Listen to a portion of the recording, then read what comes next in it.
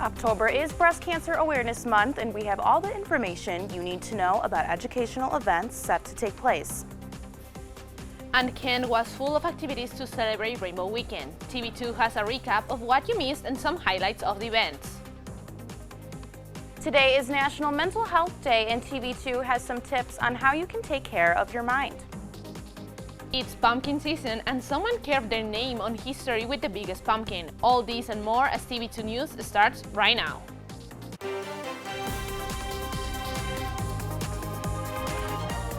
This is TV2 News.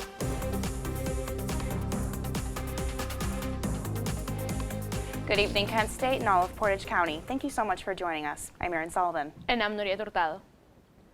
Tonight we have updates in the Senate race here in Ohio, starting with tonight's debate between J.D. Vance and Tim Ryan. Our reporter Chris Abreu is live from downtown Cleveland. Hi, Chris. Thanks, guys. The debate between Republican J.D. Vance and Democrat Tim Ryan will kick off tonight at Fox 8 Studios starting at 7 p.m. Ryan's supporters have gathered outside of the event to hear him speak prior. Moderators of the debate include a Fox-affiliated reporter and an NBC-affiliated reporter. According to 538's polling average, Ryan currently leads our battleground state by just 1% in the Senate race. Now, the two candidates are facing off to see who will replace former Senator Rob Portman, who decided not to seek re-election.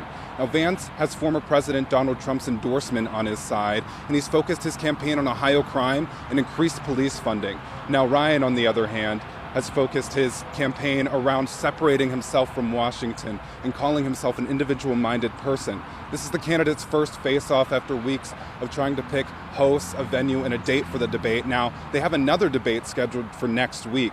The winner of this race could determine a power shift in the Senate, considering right now it's 50-50 Republican-Democrat. I'm Chris Abreu, reporting live in Cleveland, TV2 News. Back to you guys.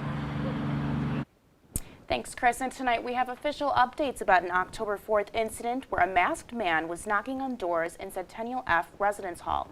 Kent State Police say they investigated the situation and decided it was an incident of Halloween pranking. That's right. The report also stated all 6 female victims thought they saw a kitchen knife in the man's hand, but police said there was no knife observed by hall staff or during police review of available video. In October marks Breast Cancer Awareness Month across the United States. Our reporter Sydney Brown has more on what the university is doing during this month. Hi, Sydney. Hi guys, I spoke to the Susan G. Komen Foundation, known for their promise to end breast cancer, along with organizations on campus for Breast Cancer Awareness Month. Take a look at what's been happening this October. October prompts many to pull out their pink clothes in honor of Breast Cancer Awareness Month. But it's important to remember why people wear the pink. The development director of the Susan G. Komen Foundation in Columbus spoke about the persistent mission. We are working toward a world without breast cancer. So we are serving the communities that need us the most with direct services and programs, but also investing in breakthrough research so that we can find the cures of tomorrow.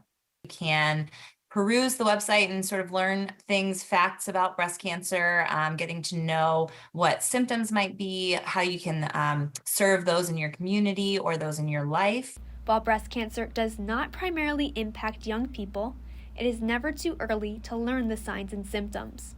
Breast cancer as a disease does not discriminate. Any age can be diagnosed, any race, ethnicity, background. Know yourself, know if something doesn't seem quite right. But right here on campus, the Department of Employee Wellness has brought a mobile mammogram truck. The appointment-only opportunity is for employees to stay on top of their health. So we do it 2 times a year in October and then again in April. But we think it's really important to offer this service and make it very easy for women to, during their work hours, come over and go ahead and get tested. Students on campus can get involved this month by donating bras to cut the number of textiles that end up in landfills. But a takeaway for all members of the community. Bug your parents, bug your aunts, bug your cousins to make sure that they're taking care of themselves too. So it's just kind of good to be generally aware of this. Reusable or worn-out bras can be donated across campus to help sustainability efforts in the continual spread of awareness for breast cancer. Reporting for TV2 News, I'm Sydney Brown.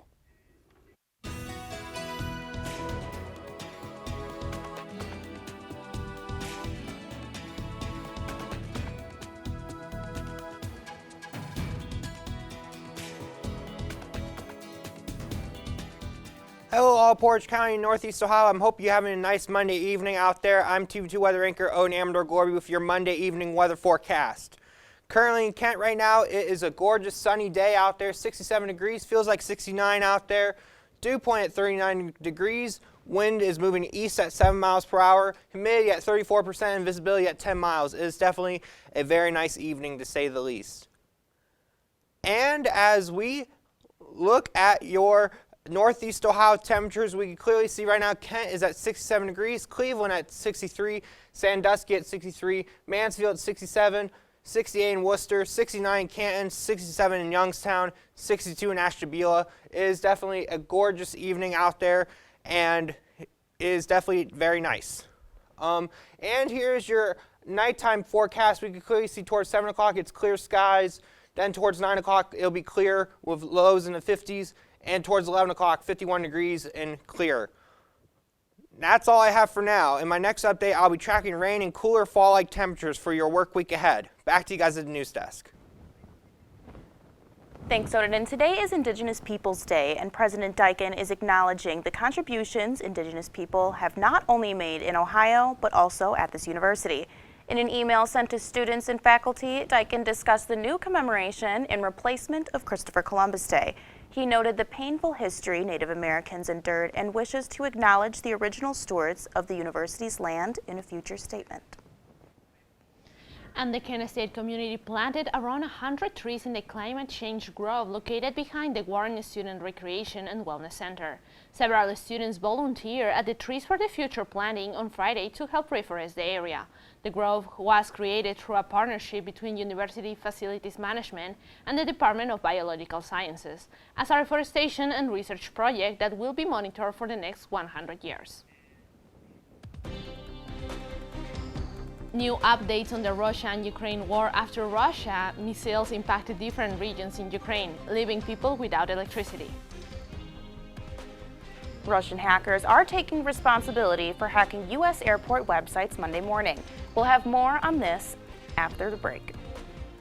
Are you tired of razor bumps and burn? Too busy to shave every day? Ditch the razor. Treat yourself to self-care that's smooth. New Waxing Center, across from Ravina Walmart. Less than 15 minutes from KSU. Not ready to part ways with your hair? Choose skincare with our custom facials and age-defying treatments. Call to book a reservation at Universe Luxury Waxing Center at 330-548-9570. 330-548-9570.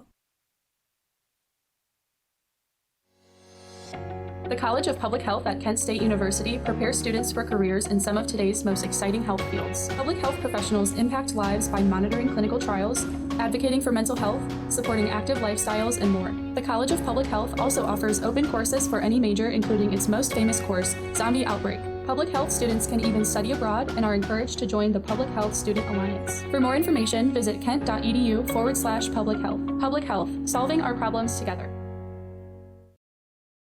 Welcome back. Kent State's LGBTQ+ Center held its annual Rainbow Run on Friday. Our reporter Lochlan Lemke has more and has the recap. Yeah! The City of Kent's Rainbow Weekend kicked off with the 7th annual Rainbow Run, hosted by Kent State's LGBTQ Center. That it highlights and makes our community visible. This is an event that's really become a fabric of Kent State's culture, and so it's really awesome to see like hundreds of people coming together to rally around our LGBTQ+ community. The event attracted the university student body as well as other members of the community. And it's really important for me to support all of our students because at the regional system we have a lot of students who are LGBTQ friendly, and who are members of the community. The festivities weren't limited to people. Participants were able to bring along their furry friends as well. So this is Freya. She's got a stroller, so it'll be really good. And I hope it doesn't get too cold, so she can kind of huddle up in there, but very excited about her leg warmers. Runners were even greeted by a special celebrity while waiting in line to register. So I'm out here greeting tonight as Elvis. I mentioned it to Ken this summer, and he said, asked me if I would come out as Elvis. I said it'd be my great pleasure. And just share in the excitement and share in the joy. The Rainbow Run has several sponsors, with all proceeds going to the Emergency LGBTQ Fund. This helps LGBTQ students in times of crisis. We believe everyone should be treated equally and everybody should be included in everything. And we firmly believe that, and we're proud sponsors of the Rainbow Run. After the 5K, runners can join the end of the celebration at Northwater Brewing Company, as well as events throughout Saturday.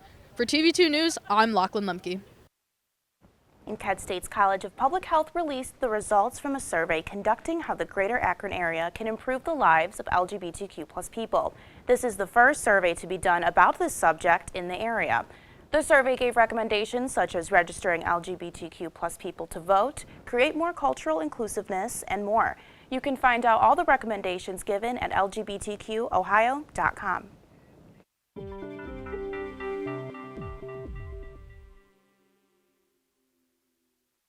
Marks National Mental Health Awareness Day. TV2's Anthony Leonardi has more on health news in America. Hi, Anthony. Thanks, guys. Experts say it's time to erase stigma and raise awareness of these issues. Mandy Gaither has tips on how to deal with some of the common mental health concerns in today's Health Minute. A crisis in the U.S. Many Americans may not be getting the mental health help they need. 80% of those who took part in a recent poll say the cost of mental health care is a big problem. About 3/4 say that insurers not covering mental health the way they do physical health is a significant concern. And 63% are concerned about the lack of providers taking insurance. People, I think, are really beginning to identify that mental health is just as important to address as physical health. Anxiety is the most commonly reported mental health issue. Psychologist Kia Ray Pruitt with Cleveland Clinic says if you're feeling anxious, first identify what's behind it. Is it fear about something? Is it worry? Is it based off of something bad that has happened? So I think what's important is to kind of understand what's causing the anxiety. Then Pruitt says to take a break. Think about ways you can adjust your life. Maybe you're overcommitting yourself. Maybe you're worried about something that may never happen. When it comes to depression, another common mental health concern, Pruitt says to be aware of the signs, which may include feeling sad or anxious often, not wanting to take part in activities you once thought were fun, feeling irritable, having trouble sleeping, and changes in appetite. If you're feeling these symptoms, talk to someone. You don't have to be alone in the struggles. For Health Minute, I'm Mandy Gaither. Breast cancer death rates have decreased significantly. However, a new American Cancer Society report says that Black women are still more likely to die from the disease, despite having lower instances of it. When the data was analyzed by race, they found that the death rate is 40% higher than white women.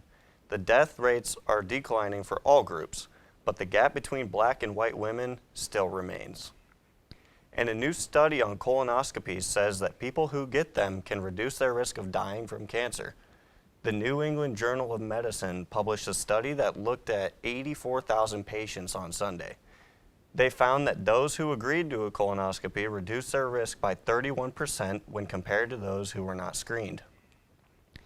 2 frozen earth-grown falafel products are being recalled after an investigation of an outbreak of E. coli. The 2 products are sold exclusively at Aldi locations. Health officials say that the strain that was found in the investigation is responsible for around 20 illnesses and 5 hospitalizations.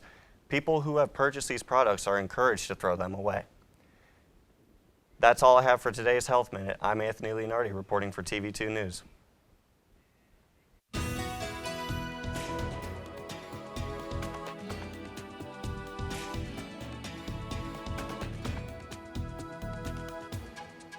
Welcome back, everyone. Here's a look at your statewide temperatures, and right now our statewide temperatures are pretty amazing out there. 67 in Akron, 66 in Steubenville, 69 in Athens, a whopping 71 degrees in Columbus, 71 in Lima, another whopping 73 degrees in Dayton, and 72 degrees in Cincinnati. It is definitely a warm night out there as temperatures are, even though it's getting darker outside, the temperatures are still being warm, which is amazing. It's incredible. And as we look through our week ahead, we can clearly see we will be dealing with rain chances all throughout the week as a cold front from Canada will be pushing through, bringing more of a fall-like weather pattern. So we will be expecting rain showers for your Tuesday into Wednesday, but then it should hopefully go away as that cold front pushes through, bringing in more of a cooler pattern, moving those rain chances away from our area for the week. And here's your 7-day outlook, as we could clearly see that we will be dealing with sunny skies for Tuesday with high in the 70s, but then Wednesday that cold front will start to push through, bringing in those rain showers, bringing the highs from the 70s down to the 60s, and then towards your Thursday we'll be dealing with 60 degrees with rain showers, but then towards your Friday we'll be dealing with 56 degrees and sunny, followed by Saturday and Sunday dealing with cloudy skies and rain showers with temperatures and highs in the upper 60s. But then towards your Monday, we'll deal with temperatures going back down as rain showers start to reappear again towards your Monday with a high of 46 degrees. So, and that about wraps up my Monday evening weather forecast. Please stay dry out there this week. Have a great week and fall break ahead. Back to you guys at the news desk. Thanks, Odin. The war in Ukraine continues, with Russia striking multiple cities in Ukraine with missiles and drones attacks today. According to Ukrainian officials, the military destroyed a total of 56 out of the 84 cruise missiles fired. The Ukrainian State Emergency Service said about 30 fires broke out in Kyiv and 4 regions received critical damage to energy supplies facilities. At least 11 people died and 64 were injured after the attacks. And Russian hackers are taking responsibility for hacking U.S. airport websites after they were temporarily knocked offline Monday morning. 14 websites, including those for major airports in Atlanta and Los Angeles, were affected. The hacking group known as KillNet listed multiple airports as targets. The group's activity increased after Russia's invasion of Ukraine in February, and the group has specifically targeted organizations in NATO countries. TSA says the investigation is still ongoing. Are you a Cheeto lover? Well, now the cheesy snack has its own statue. When and where to find it later tonight. Kent State had themselves a showdown with the Miami Redhawks in Oxford. Find out how the Flashes fared after these messages. And now, your TV2 Sports Report.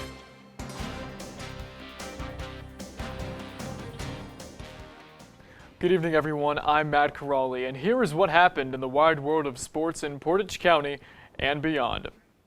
Kent State's football team took on the Miami Redhawks on the road and lost 27-24. However, it wasn't without a good fight, as the Flashes were down 17-0 in the first quarter, but the comeback fell short as Miami ran 6 minutes off the clock in the fourth quarter to seal the win. Kent State falls to 2-4 and 1-1 in the MAC and will hit the road to take on Toledo on Saturday. The volleyball team hit the road to take on a pair of conference foes and ended up splitting their weekend series. Friday night they lost in 3 sets to Central Michigan, but when they played Eastern Michigan, they found themselves on the better side of a 3-set, resulted by winning. Kent State improves 11-6 overall, 2-4 in the MAC, and will host that school down the road on Friday and Saturday. And the weekend action didn't stop there for Kent State, as the soccer team ended up tying with the Miami Redhawks on Sunday 1-1. The soccer team will try to get back into the win column Thursday at Zeller Field at Dick Stadium against Bowling Green. Men's golf is currently in 11th out of 15 teams at the Bank of Tennessee Intercollegiate that will wrap up on Tuesday. Finally, field hockey hosted the Chippewas and shut them out at Murphy Mellis Field by the final score of 5-0. The team will hit the road to Oxford on Thursday to take on the Miami Redhawks. That'll wrap things up for us at sports. For more in-depth coverage on Kent State sports and highlights from the biggest games over the past week, local and national, tune into Sports Corner tonight at 8 o'clock right here on KentWire.com. For TV2 Sports, I'm Matt Corrali, saying wherever the ball flies in the air, TV2 Sports will be there. Good night. Was Charlie Brown's The Great Pumpkin based off of a true story? Well, you might think so after hearing about this Illinois man's record-breaking harvest. Hear more after the break. Tomorrow's news leaders. Today's top stories. From an award-winning student newsroom. This is TV2 News, truly Portage County. Welcome back. The orange residue that Cheetos leave on your fingertips now has a statue. A 17-foot statue of a hand holding a big Cheeto is located in the Cheeto community in Alberta, Canada. Many people are wondering why there. Well, Cheeto is actually where the company calls its cheese fingertip dusting. The masterpiece will be there until November 4th, and after that it will embark on a Canadian tour. It's the Great Pumpkin Charlie Brown, but this time in Illinois. The Illinois Giant Pumpkin Growers Association just named this year's record-breaking giant pumpkin, weighing in at 1,700 pounds. This year's winner, Joe Adkins, said his pumpkin grew 40 pounds each day and required 150 gallons of water. This pumpkin is displayed in his front yard and is drawing crowds to get a glimpse of this great pumpkin. Maybe Linus was up to something after all. Don't you love that movie? I actually love that movie, and that it becomes reality today, it's incredible. It does, and it was funny because in the clips you could see not only did he have like a huge pumpkin on his front lawn, but he also had like another pumpkin that was just a little bit smaller and a gourd. Yeah. Like a giant gourd too. So I don't know what this Mr. Adkins is up to and what's in his water, but he is growing massive vegetables. He's making things there. And also about like the Cheeto statue. Like I'm surprised. Like why? How? You know, there are just a lot of things going on in the art world that I don't understand either, but I will say if I was nearby, I would definitely go and take a picture. Yeah, me too. It's surprising to have a snack has their own statue. It's amazing. Absolutely. Well, that is all we have for you today. Thank you for joining us. For updates on all these stories and more, visit our website. I'm Erin Sullivan. And I'm Nuried Hurtado. Have a nice day.